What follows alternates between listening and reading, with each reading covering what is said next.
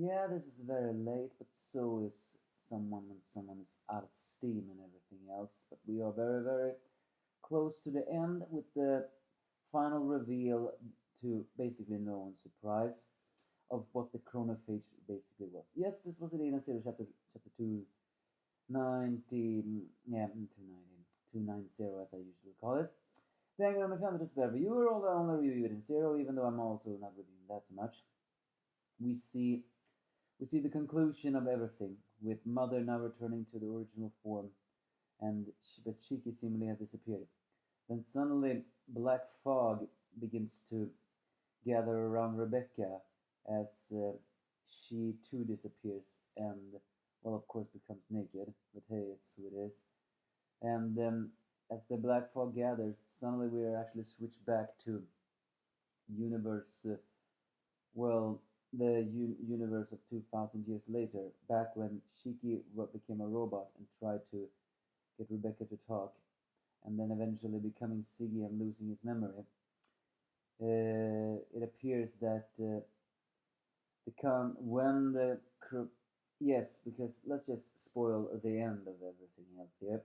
It actually turns out that yes, the chronophage was Rebecca, arguably creating a foil now to Shiki, as Shiki once was Siggy. I mean, as Siggy once was Shiki from a displaced past, it actually turns out the chronophage was the same with Rebecca. Rebecca from a distant past that lost who she was. Because, in an odd way, although I will never talk against this because this is how time works, when Shiki manages to clear everything else, but at the same time disappeared when he confronted the chronophage. The chronophage power inside of Rebecca and her grief caused her consciousness to get back into the departed Ethereum body of Rebecca, who could actually still talk, well, at least with her mind, but could never really apply back, as she was keep on being trapped in that place.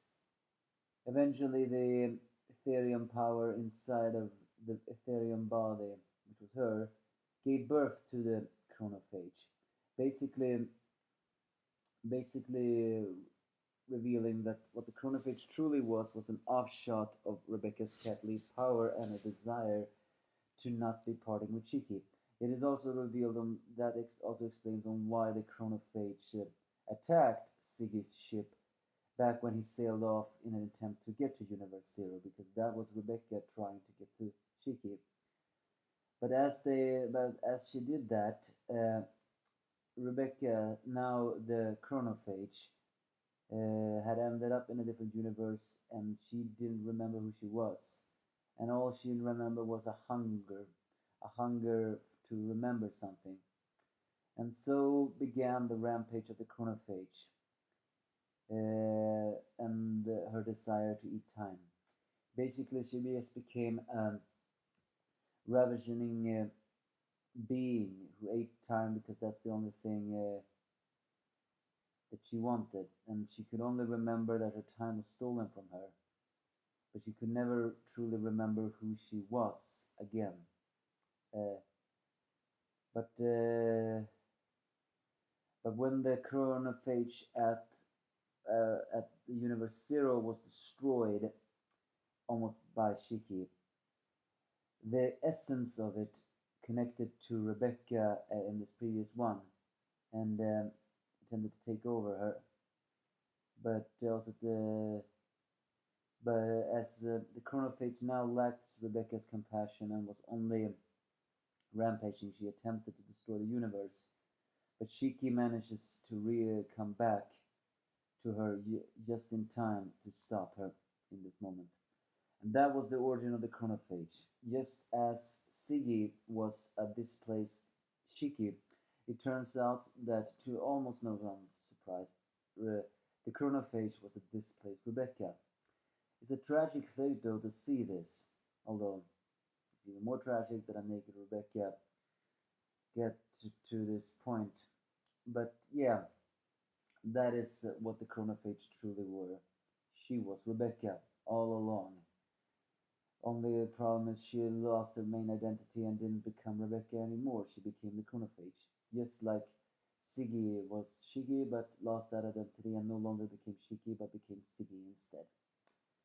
So yeah, this is basically the chapter. Just an origin story on the chronophage.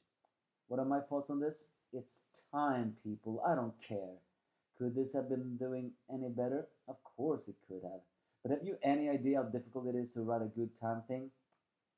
Well, I certainly do, because I've tried, and I will never succeed. But you give me your thoughts if you have any.